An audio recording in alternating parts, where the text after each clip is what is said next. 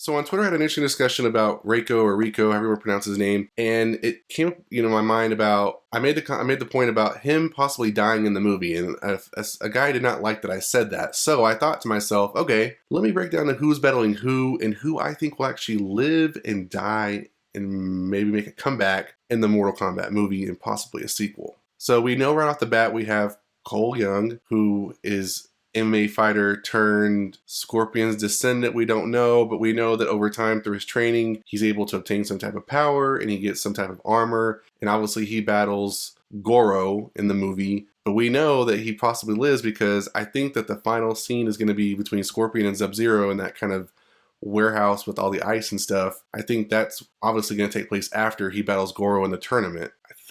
I think. Maybe not. Correct me if I'm wrong down in the comments below. But given that, I think between Cole Young and Goro, Cole Young is going to live. Of course. Why would they kill off the new character? Because he's always got to take us into the sequel and hopefully somehow run into Johnny Cage, because everyone wants Johnny Cage. So let's talk about Scorpion and behind Sub-Zero. So we obviously know from this that I think that Scorpion is going to get the better hand and kill Sub-Zero. We all know that's going to happen. Sub-Zero is probably not going to live because Sub-Zero needs to die and turn into Noob Saibot. And we also need to see Sub-Zero's brother come back and get some type of revenge if we're going to stick to some Mortal Kombat lore, which I imagine that they will. So I think for sure Scorpion versus Sub-Zero, Scorpion will win. He'll have the upper hand. Do I think Scorpion will make it out alive in the movie? I think he will. I think he possibly will be really close to death maybe, and then he'll just make it out alive. But I think definitely Scorpion versus Sub-Zero. Sub-Zero will die and lose. I think that's a given. Everybody knows that. Okay, so let's talk about, let's see, who's next? Let's talk about Sonya and Mileena, because I think this one's been the one that a lot of people have been talking about.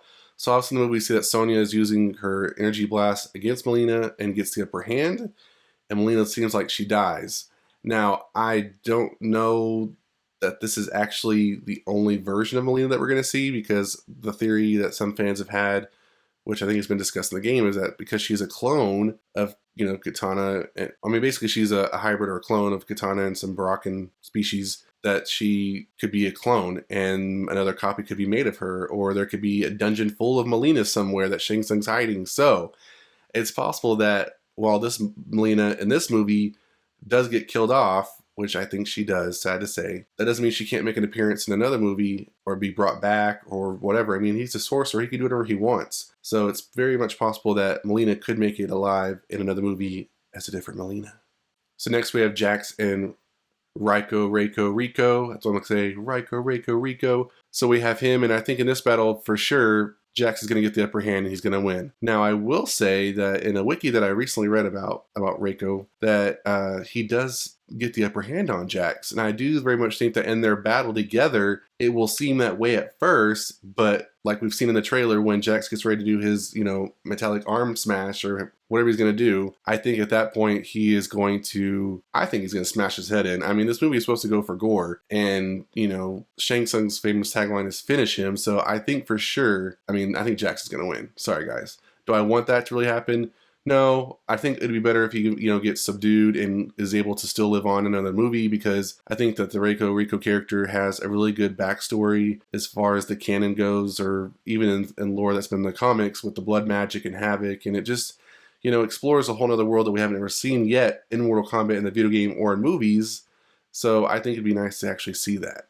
All right, Kabal versus Liu Kang. So do I think Kabal will die in the movie? No. I think what's going to end up happening is, I think because Kabal is kind of an anti-hero, at least he serves a purpose, but then he, as far as being a villain, teaming up with the bad guys, but I think overall he becomes a hero or an anti-hero, and I think he ends up helping the team out.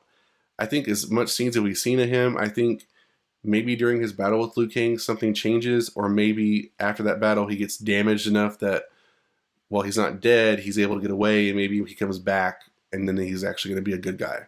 I think that's what happens, because I really hope they don't kill him off, because I think he's a really interesting character, and I think as much effort they have gone into putting the detail of his costume and outfit and just the detail in his work, why would they kill him off so quickly? Why would they do that? I guess they could, but why? Why would you do that? All right, let's talk about Kung Lao and Nitara, because we all assume, well, most of us assume, that Nitara and Kung Lao will be the ones that battle each other, and I don't think that either one will die. I don't think, I say that, you know, and then we don't really know a whole lot about Nitara as far as what she looks like, especially from the front. We just saw her backside. So there's one thing.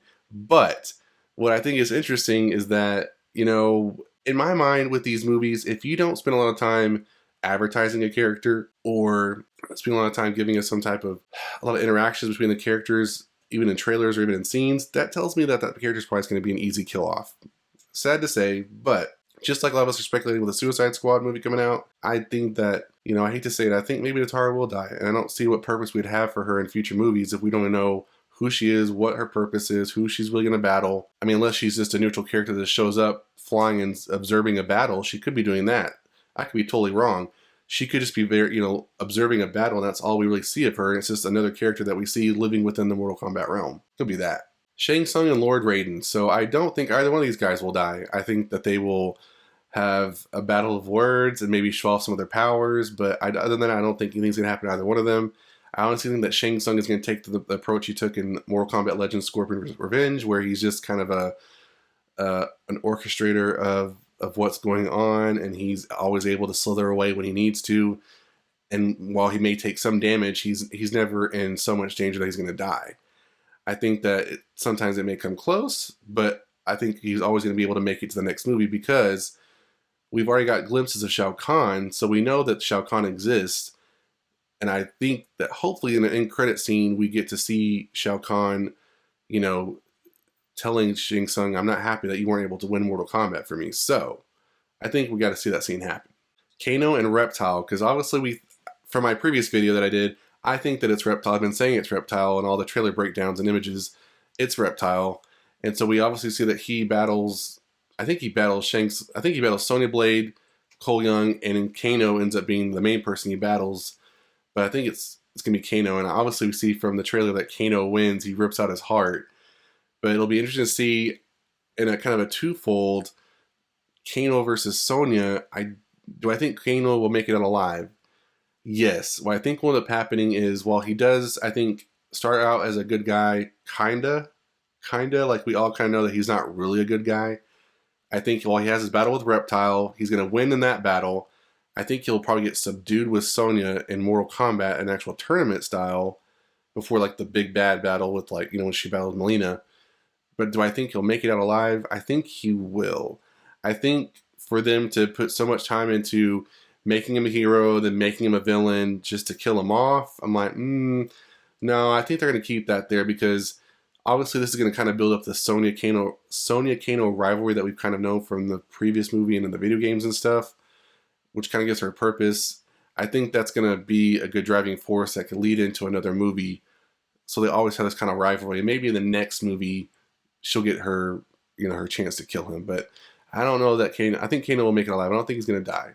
So I think that's it. I think I covered everybody. I think everybody's been covered. So let me know in the comments what you think about my choices about who will live, who will die, who I think will make it to the next movie, and what your thoughts are. And that's it for this video, guys. If you enjoyed, hit that like button. If you want more videos like this one, make sure to touch the bell. And I'll see you guys next time on the Mashup.